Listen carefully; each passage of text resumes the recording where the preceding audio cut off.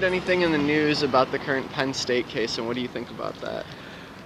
I think it's so sad, and I think it's creepy.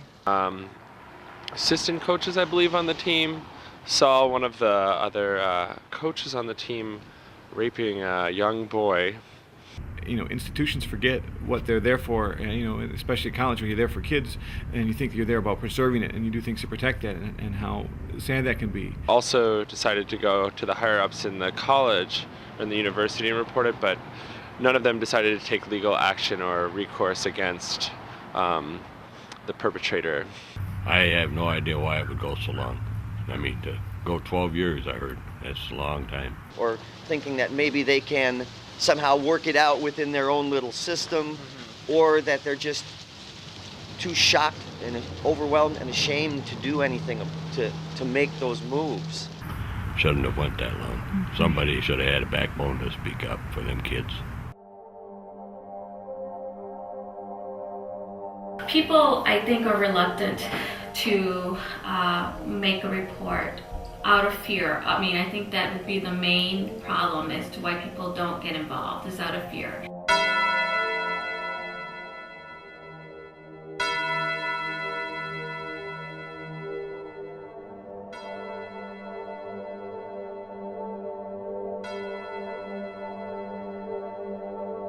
Any person that has a legitimate concern, that's all that's needed to make a report. Well, I think personally that's hard for me because I see it every day. And, you know, you see someone who's famous out in the public and everybody's talking about that, when I feel like they should be talking about every kid that I see here every day. And I've seen even in schools, in my opinion, not make that call when they should. We recently had 2 schools where there have been kids acting out, and one school was absolutely fantastic and immediately talked to the families and talk to us about, please train us about this. We want our teachers to know exactly what to do. Now another school is more, we're going to do our own investigation. We're going to get our attorney involved. I don't think that could happen here. We're just going to close the door on that. And that's huge. They need to protect those kids. That's what this is about. And all that principal would have to do is put the kids first, rather than worrying about being sued themselves and worried about the teachers getting in trouble or who had called and who didn't. Just make the phone call, make the report, and let all the other professionals do the job. I think we all have a moral responsibility to make that phone call.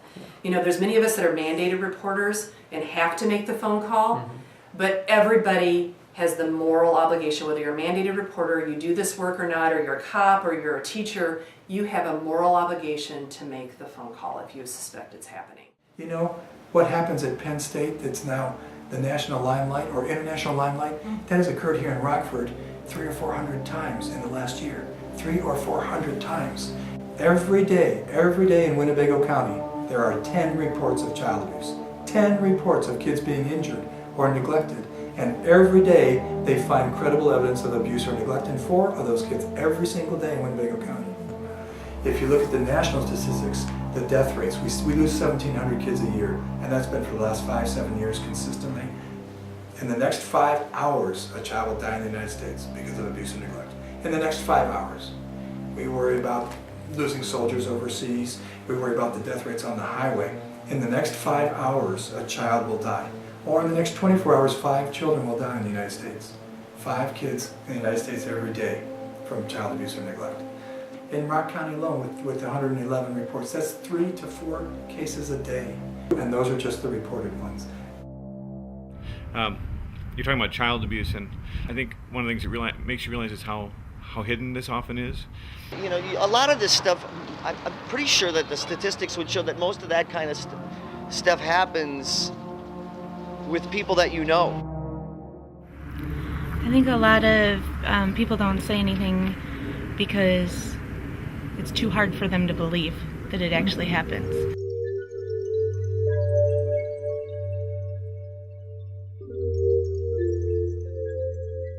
Signs in children that you could see as red flags would be if they're regressing, they're staying in their room, they don't want to come out.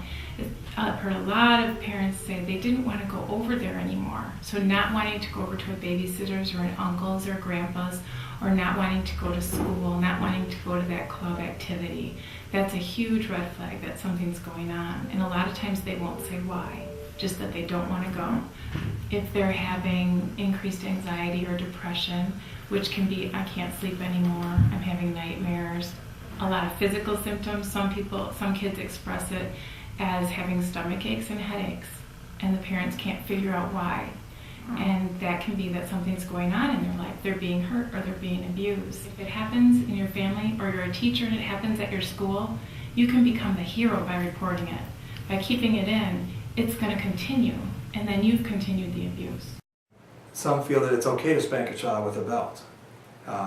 Unfortunately, the state of Illinois says if you do that and you leave marks that persist more than 24 hours, that's child abuse. If you do it out of anger, that's child abuse. If you do it excessively, that's child abuse. Some don't consider that or don't believe that. So there is a reluctance on people to get involved because they may feel, I don't think this is abuse. I don't think what I saw was abuse.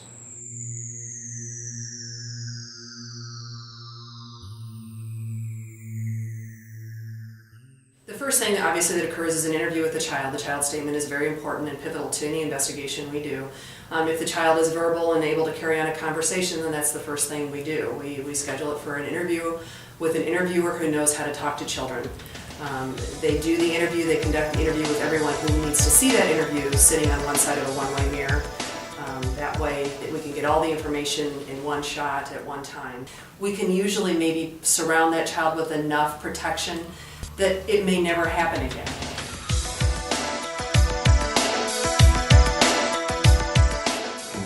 This is the scenario we see over and over again, is the failure to report, the unwillingness to accept it exists. And the interesting thing was when this physician was asked about, did you ever think about the possibility of child abuse? The response was, well, I suppose that should be considered, but I just would have never thought about that from these parents. And what probably misled the physician was the fact that they were white, affluent, and so, gee, those people don't abuse kids. And as we now know, it occurs all socioeconomic groups, all races, all cultures.